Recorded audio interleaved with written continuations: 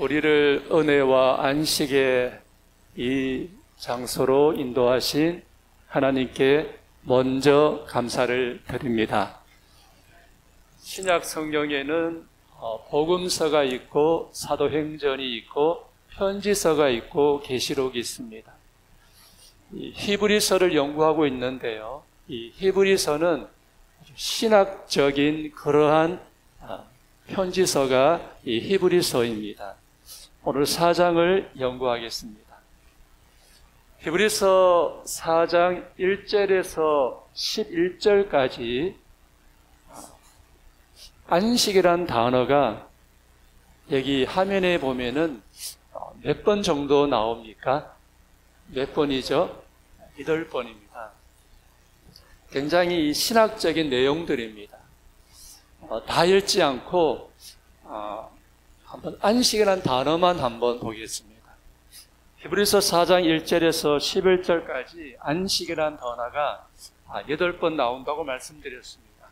4장 1절에 보니까 그의 안식, 3절에 저 안식, 내 안식, 5절에 내 안식, 8절에 안식, 9절에 안식할 때가, 10절에 그의 안식, 11절에 안식, 한 8번 나옵니다. 굉장히 내용이 깊이가 있고 참 어려운 내용들입니다. 쉽게 말씀을 나눠보겠습니다. 11절까지 8번의 안식이 있는데 이 안식이 두 종류의 안식이 있습니다. 첫 번째는 1절, 3절, 5절, 8절, 10절, 11절에 7번 언급되는 안식입니다. 그 안식은 헬라어로 같이 한번 읽어주시겠습니까? 헬라어로 시작. 카타파우시스라 그럽니다.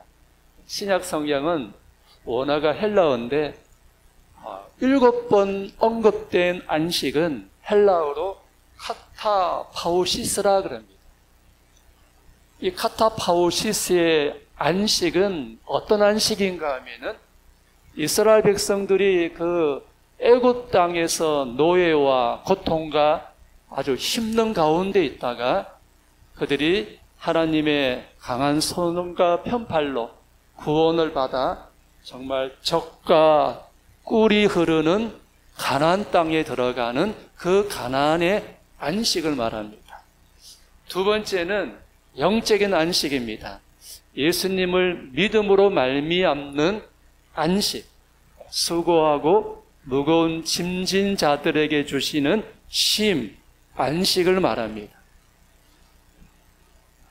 여기 한번 보시겠습니까? 예를 들어서 4장 8절입니다. 4장 8절에 보니까 누가 나옵니까? 이스라엘 백성들을 가나안 땅으로 인도한 누구죠? 여호수아가 나옵니다. 만일 여호수아가 그들에게 안식을 주었다라면 이 안식은 가나안의 안식을 말합니다. 4장 3절의 이 안식은 이미 믿는 우리들은 저 안식에 들어가는도다. 하나님을 믿는 우리는 그 예수님을 통한 안식에, 예수님이 주시는 쉼에 들어가는도다. 이렇게 설명하고 있습니다.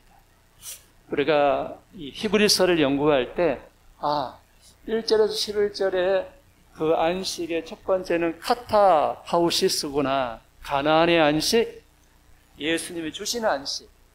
그런데 여러분 8번 가운데 7번은 다 카타파우시스 안식인데 딱 한 절, 딱 한 번은 이 안식입니다.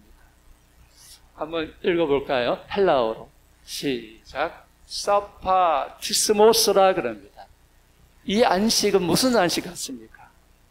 이 안식은 사파티스모스인데 헬라어로 사바스가 무엇이죠? 안식일입니다. 사파티스모스는 안식일의 안식을 말합니다. 유대인들은 만나면, 교회에서 만나면 또 이렇게 만나면 인사합니다. 뭐라고 인사하죠? 샬롬 그럽니다. 샬롬. 샬롬의 뜻은 평안, 건강, 행복, 번영 이런 뜻이 있습니다. 근데 안식일에 성전에서 만날 때는 샬롬 하지 않습니다. 뭐라고 인사하죠? 사바스 샬롬 이렇게 인사합니다. 사바스 샬롬 이렇게 인사합니다. 히브리서의 안식이 8번 나오는데 7번은 다 가나안의 안식, 예수님 안에서 안식인데 딱 한 절, 9절의 이 안식은 사파디스모스, 안식일이 주는 안식을 의미하고 있습니다. 그 9절이 바로 저겁니다. 4장 9절 한번 읽어보겠습니다. 시작. 그런즉 안식할 때가 하나님의 백성에게 남아있도다. 영어 성경은 이렇게 번역했습니다. 저기 노란색 말 들어보셨죠? 안식일 날 우리가 영어로 사바스 인사하지 않습니까? 안식일에 사바스. 그래서 이 4장 9절의 안식은 영어 성에 보면은 사바스, 레스트, 휴식, 또 안식, 쉼을 말합니다. 안식일에 이 안식을 말하고 있습니다. 이거 보시겠습니다. 4장 9절의 이 안식은 사파티스모스, 안식일이 주는 안식을 말하는데 그걸 설명하는 것이 4장 4절에 나옵니다. 4장 4절 같이 읽어볼게요. 시작. 제7일에 가나에는 어딘가에 이렇게 일렀으되 하나님은 제7일에 그의 모든 일을 쉬셨다 하였으며 10절 읽겠습니다. 이미 그의 안식에 들어간 자는 하나님이 자기의 일을 쉬심과 같이 그도 자기의 일을 쉬느니라고 말했습니다. 이 안식일의 안식, 창세기에 보면은 하나님도 안식일에 뭐 하셨습니까? 안식하셨습니다. 천지와 만물이 다 이루어지니라. 하나님이 7째 날에 안식하시니라. 3절에 그 날에 안식하셨습니다라고 말했습니다. 그리고 이스라엘 백성들이 광야 지나갈 때 하늘에서 만나가 내렸는데 안식일은 만나가 내렸습니까? 안 내렸습니까? 내리지 않았습니다. 16장 3절에 보면은 그러므로 백성이 제7일에 뭐 했습니까? 안식하니라 그랬습니다. 히브리서 4장이 말하는 안식은 두 가지인데 이 가나안의 안식, 예수님 안에서의 안식, 그리고 안식일이 주는 그 안식과 쉼을 말하고 있습니다. 다시 말하면 히브리서 4장이 주는 기별은 이겁니다. 하나님이 우리에게 무엇을 주십니까? 하나님은 우리에게 안식을 주시는 분이십니다. 수고와 슬픔과 질병과 상처난 마음이 있는 이 세상에 하나님은 우리에게 예수님을 통하여 안식을 통하여 우리에게 안식을 주시는 분이신 것입니다. 저는 이 말씀을 연구하고 또 준비하면서 많은 위로와 힘을 얻었습니다. 우리가 힘들고 어렵고 또 아픔이 있고 고난이 있을 때마다 하나님께서는 항상 그때마다 우리에게 말씀을 통하여 여러 가지를 통하여 우리에게 안식을 주시고 쉼을 주시고 용기를 주시는 것을 경험하고 있는 것입니다. 제가 하입 부인의 이 자서전을 읽으면서 저는 개인적으로 많은 감동을 받았습니다. 하입 부인은 슬픔과 좌절감이 있었습니다. 우리도 슬픔이 있고 좌절감이 있죠. 나는 슬픔과 좌절감으로 한적한 곳에 홀로 떨어져서 수고하고 무거운 짐진 자들은 와서 안식을 찾으라고 초청하는 분에게 나의 심령을 털어놓았다. 내가 믿음으로 그분의 약속을 주장할 때 예수님께서 가까이 계시는 것처럼 느껴졌다. 하늘의 감미로운 빛이 나를 두루 비치고 구세주께서 팔로 나를 얽사 안는 것 같았다라고 말했습니다. 여러분, 이런 경험 하신 적이 있지 않습니까?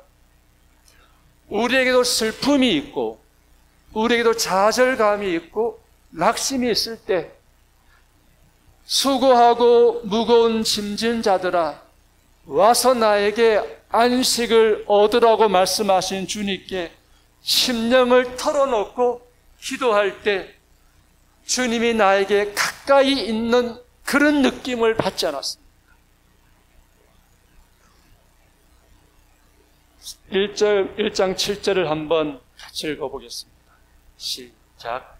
환난을 받는 너희에게는 우리와 함께 안식으로 갚으시는 것이 하나님의 공이시니 주 예수께서 자기의 능력의 천사들과 함께 하늘로부터 불꽃 가운데 나타나실 때에 환난을 받는 너희에게는 우리와 함께 안식으로 갚으시는 것이 하나님의 공이시니, 다른 번역은 이렇게 번역했습니다.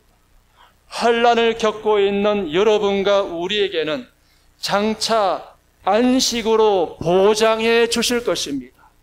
이 일은 주 예수께서 능력 있는 천사들을 거느리고 하늘로부터 불꽃 가운데 나타나실 때 이루어질 것입니다.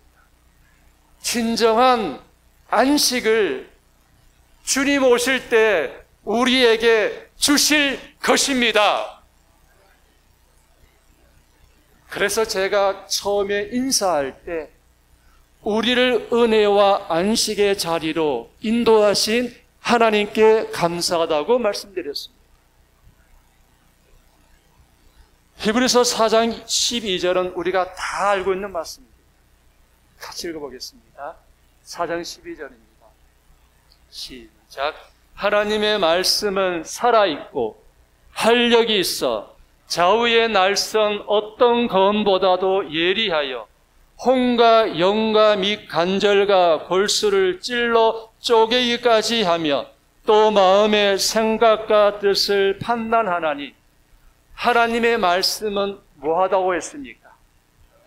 하나님의 말씀은, 주님의 말씀은, 하나님의 말씀은 살아있고 운동력이 있습니다. 하나님의 말씀은 씨앗이라고 했습니다. 씨 뿌린 자의 비유 속에 씨앗은 말씀이라고 했습니다. 하나님의 말씀은 씨앗이다. 그 씨앗 속에는 그 식물의 생명력이 들어있다. 이와 같이 하나님의 말씀 속에는 뭐가 있습니까? 생명력이 있습니다. 그래서 시편 119편 50절에 적어보십시오. 주의 말씀은 나의 곤란 중에 위로라. 주의 말씀이 나를 살리셨음이라. 아멘 하십시다. 주의 말씀은 나의 곤란 중에 위로라. 주의 말씀이 나를 살리셨음이니라. 예레미야서 15장 16절에 내가 주의 말씀을 얻어먹었사오니 주의 말씀은 내게 기쁨이요 내 마음의 즐거움이라고 말씀하셨습니다. 주님의 말씀이 우리에게 기쁨이 되고 주의 말씀이 우리 마음의 즐거움이 되는 것입니다. 너희가 거듭난 것은, 베드로전서 1장 23절에 너희가 거듭난 것은 썩어질 씨로 된 것이 아니요 썩지 아니할 씨로 된 것이니 하나님의 뭐라고요? 죄송합니다. 1장 23절입니다. 너희가 거듭난 것은 살아있고 뭐라고요? 살아있고 항상 있는 말씀으로 되었다 그랬습니다. 저는 계속 기도하고 있습니다. 지난 이 일요일 날 이후부터 두 가정을 계속 기도하고 있습니다. 안식일에 윤주영 성도님의 아드님과 자부님이 참석했습니다. 일요일 날에는 김칠선 집사님의 아들과 자부와 두 아이가 교회 왔습니다. 두 아이가 이 단상에서 노래 부르고 자부는 피아노를 반주하고 아들은 저 뒤에서 했습니다.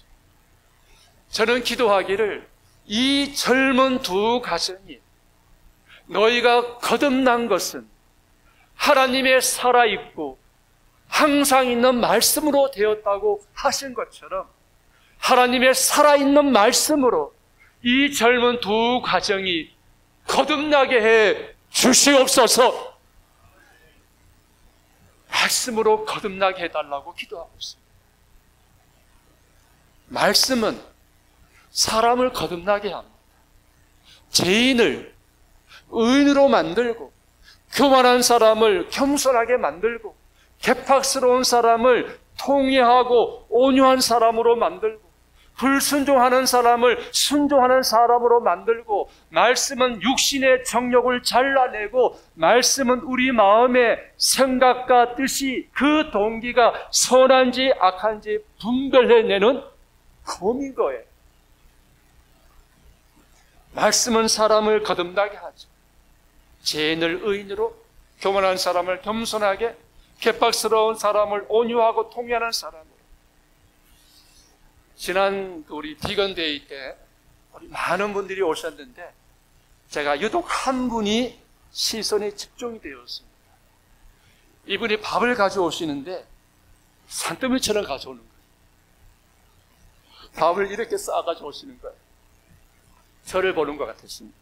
제가 삼육구산병원에 있을 때 500원만 주면은 우리 직원들은 다 점심이 한 끼가 500원이었습니다. 그 당시에는.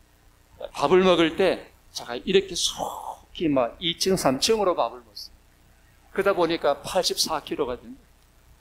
몸이 점점 희대해지고. 근데 그분이 밥을 막 이렇게 막 쌓는 거예요. 근데 또 행동도 약간은 좀 더 이렇게 약간은 좀 그러셨어요. 그래서 제가 일부러 가가지고 대화를 했습니다. 대화를 하다 보니까 또 희한하게 그분이 남씨예요. 그래서 더 가까워진 거예요. 그래서 제가 남씨입니다 했더니만 그분이 하신 말씀이 명함을 하나 달라는 거더라고요.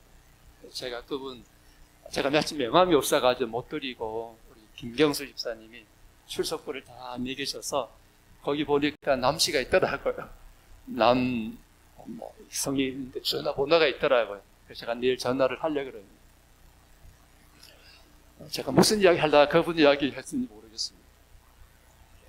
예, 여하간 그런 분이든지 모든 분들을 거듭나게 하는 것은 사랑도 중요하고 모든 봉사도 중요하지만 그것이 또 그분 마음을 변화시키지만은 결과적으로 거듭나게 하는 것은 생명이 있고 살아있는 말씀이 들어가야 되는 거예요.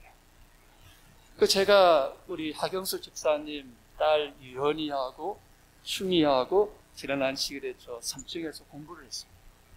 근데 세 번째 성경을 공부했는데 성경을 공부하기 전하고 성경을 공부한 다음에 유현 양이 달라졌어요. 그 어머니에게 엄마는 열심히 교회 다닐 거야. 그래, 말씀이 사람을 거듭나게 하더라고요. 말씀이 그 삶을 변화시키더라고요. 그래서 히브리서 4장에 유대인들입니다. 이 히브리서는 유대인들에게 전한 겁니다. 유대인들이면서 예수님을 알지 못했던 그들의 예수님을 믿고 난 다음에 그들에게 예수님이 어떤 분이신지를 소개하는 것이 1장, 2장이고 그리고 4장에 말씀, 하나님의 말씀이 중요하다고 그들에게 기회를 전하는 것입니다. 제가 이번에 말씀 준비하면서 이 예언의 신의 말씀을 붙들고도 저도 기도했습니다. 실제적인 진리를 생활 속으로 가져와야 한다. 좌우의 날선 예리한 검과 같은 말씀으로 우리의 품성 가운데 남아있는 자아의 뭐라 그랬죠? 자아의 뭐라고요? 자아의 남은 그루터기까지 잘라내야 한다. 그래서 하나님 아버지, 제 마음속에 아직도 남아있는 이 자아의 나무와 가지가 아니라 그루터기조차도 말씀으로 잘라내게 해주시고,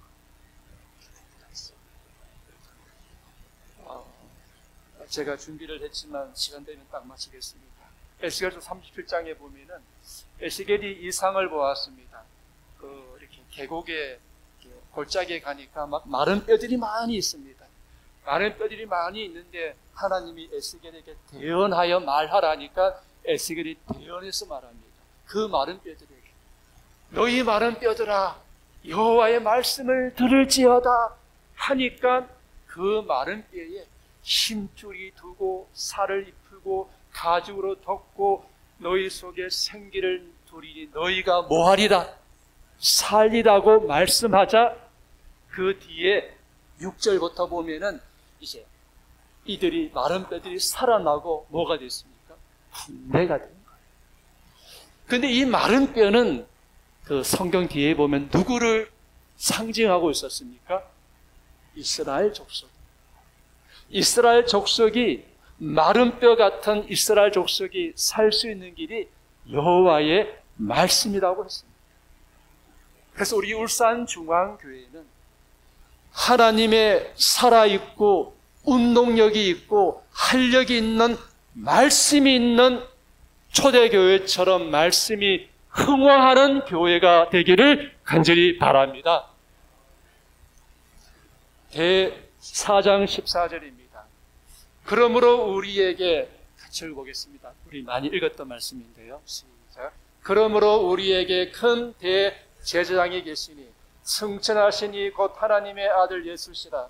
우리가 믿는 도리를 굳게 잡을지어다. 이 대제사장은 아론의 계통입니다. 아론의 계를 통해서 대제사장이 나옵니다.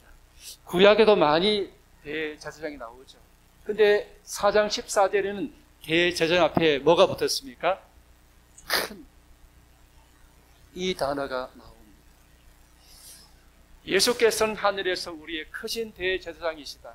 그런데 그분은 무엇을 하고 계시는가? 그분은 자기를 믿는 그분의 백성들을 위해 중보하시며 속죄하신다. 제가 이 초기 문집을 읽으면서 제가 또 은혜 받았는데요. 예수께서 지성소를 떠나실 때 거룩한 자는 그대로 거룩하고 의로운 자는 그대로 의로울 것이다. 그러므로 영혼을 구원해 내는 일은 예수께서 지성소에서 나오시기 전에 해야 한다라고 말했어요. 지금이죠. 다 줄이겠습니다. 제가 요 말씀 한 개하고 두 개만 마치겠습니다. 여기 보면은 우리에게는 대제사장은 우리의 연약함을 동정하지 못할 시가 아니요.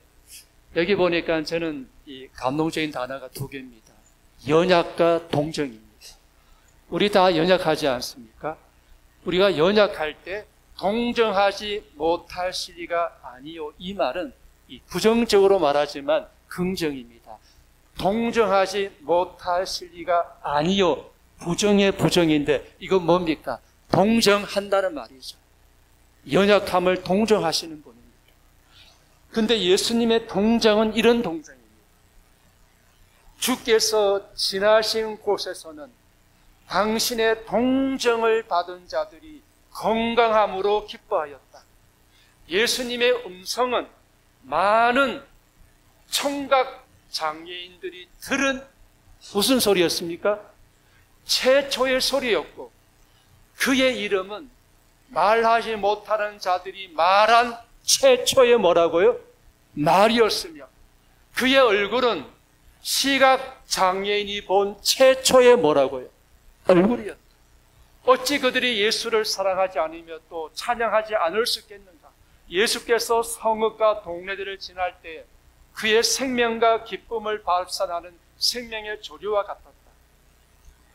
여기서 말하는 동정은 우리가 슬퍼하고 병들고 고통당하는 사람들을 동정해주는 그런 동정이 아니라 예수님의 동정은